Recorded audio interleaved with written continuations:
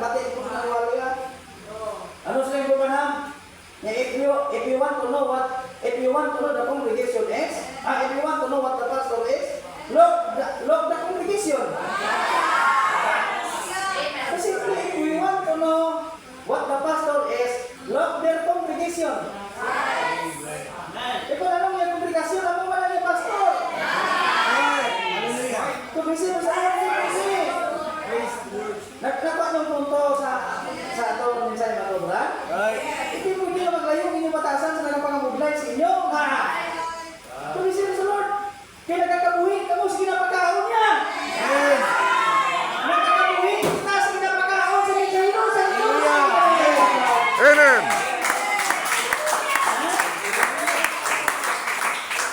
Paano magbalingan kung imo kabuhi? Right. Kung ang ginapakaon na pulong sa imo, hindi balingan na pulong. Nagbalingan ang imo kabuhi, kato mo ang ginapakaon na pulong sa imo balingan ba? Ha? Kasi plalagin sila. Kung receive, praise the Lord. Praise the Lord. Simple lang, no? Luway ka matanaw. O, dalawang publikasyon. Yung publikasyon nagpapakita na sa kabuhi pa ito. Kung mga publikasyon may mga arbante, kung ang pastor na, pagkakabulante mo na. That's right.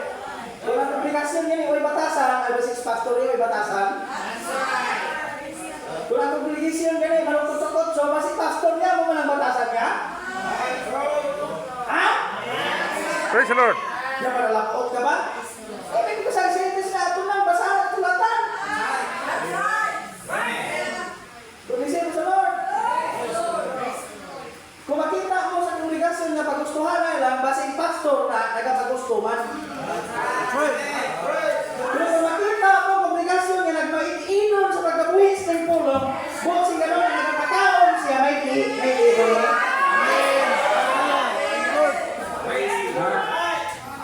Pero kung ang pastor kung sila'y baida, ate-kote kabuhi sa kongregasyon, baida. Baida. Ibig sabihin sa Lord. Din lang na Quran. If we want to know what the pastor is, look the attitude of the congregation. Praise the Lord. Nakakaya? So mo na balik tayo sa mensahe ng Quran. Ang ilang kabuhi sa tagsa kami sa hero, sila sa tumalagda, niya among-among. Praise the Lord. Hindi iya punto sa church ages sa church ages nga grabaray. Sa Ephesians churches, hindi nagkakulugan, nagbatasan ni ilang Diyos, palihaskin sa kay Paul. Hindi, problema man may kasimilar sila. Amo-amo, kaya isa na Holy Ghost ang arap sa isa sa isa. Amen.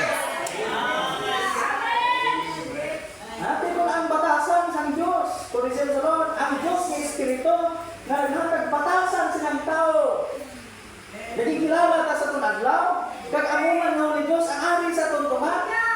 Hindi ko magpate ng imong kabuhi, magkakulang maglayo ka. Hindi ka magkasilin, hindi ka mo. From punto, hindi ka maglayo siya. When it comes to the word, magkakulang.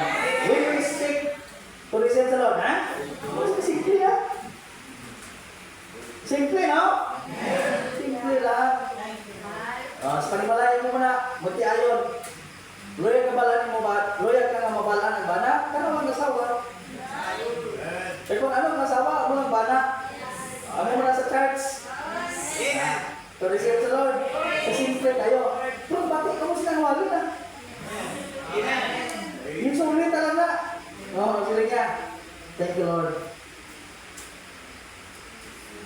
Hallelujah. Look the nature, yeah. That nature, and we come to find out that He was the messenger to the churches. Pinakita sa Diyos mo, yung ilang batasan, amo-amo. Yes, yan eh. Ang ilang stand sa pulong, amo-amo. Namo ni siya. Praise the Lord. Kita mo ganit isang dress sa panagor. O, ganit yung panagor sa meron na, o. Kita mo, may nauna po na galit sa Ireneus mo, nakadong-dong ka mo kung sino. O, sino ka, be? Bebe, matutusin mo, be? Sa pihak sa Ireneus, may nauna na siya mo, Polycarp lang. May punta na ako mo sa Polycarp sa stance, puro pirtito. Pirtito, mga kukuran.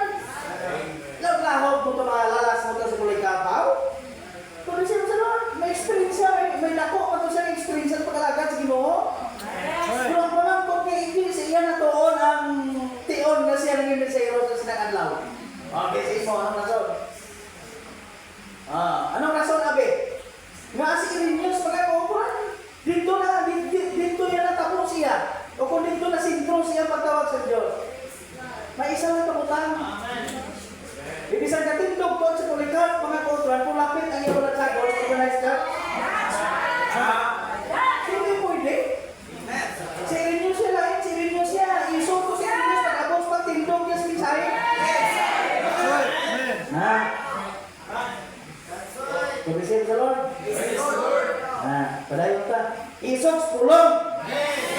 Isog sa way pulos. May tanim na ibutang ko ang isog mo sa pulong. Isog mo, ibutang mo sa pagkatinaw, ganon mo. Magbudlog-budlog sa mata mo nga daw, silo ka nga, marong patay. Malaputan din, no?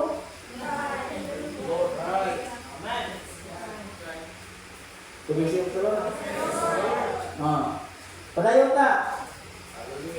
Hallelujah. Nga din we find out what spirit, no? Kita ko makita ka dayon kung anong espiritu. Nga what did the man do? That man do? Nga sa kung anong hinimuan silang tao. Nga we find out that was the Holy Ghost filled Saint Irenaeus, and all down the others, and the Saint Columba, and all those men filled with the Holy Spirit, with the Spirit, and we know that by the Scripture. The type of the Spirit was to be upon that type of man. Hallelujah! For that the same time, mga guduran. Sa imo lang yung Espiritu ato kay Irenaeus? O kung amo lang yung Espiritu ato kay Irenaeus nga ato una kay Pablo? Isa lang yung Espiritu. Nga diritis. So it can't be wrong. Di magsala. Pag-isip sa Lord. It can't be wrong. Di na siya magsala. Sila niya. Dala na again. Thank you, Lord.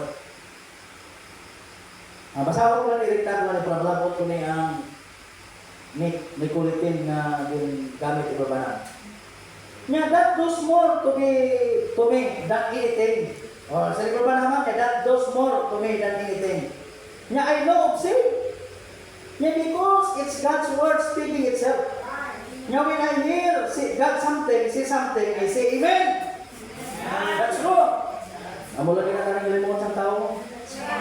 Kung mabatian mo lang karang pulong, ang imo ihambal, amen lang. That's true.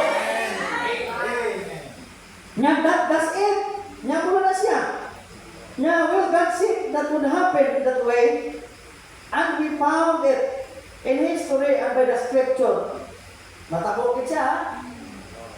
kita sa amuna na pamagi. Kag bakita tama ko sa history kag sa Scripture. We read of this church age. What it would do, nya mabasahan ta nanungod sa church age mga kauban kung ano ang iya nahimo, what would take place, ano may tabo, what kind of messenger, nya ano mga klase sang mensahero is, nya it was to the church age, nya to the angel of the church of Laodicea, to the angel sang Sardis, Thyatira, kag iban pa. Now we go back in history and find out the messenger of the church, and we find out who he is, who it was, So then we draw it out, put their names under it, and then they are, na naplastar. We know that hit exactly. Ang pagbutang sa Diyos sa ila, sa sinanduog mga kotlang, hindi lahog-lahog. Because ang Diyos nag-prove even history. Listen sa Lord, ang Diyos nag-prove sa ila na sila ang messengers ng panagod ng Diyos. Nga daw,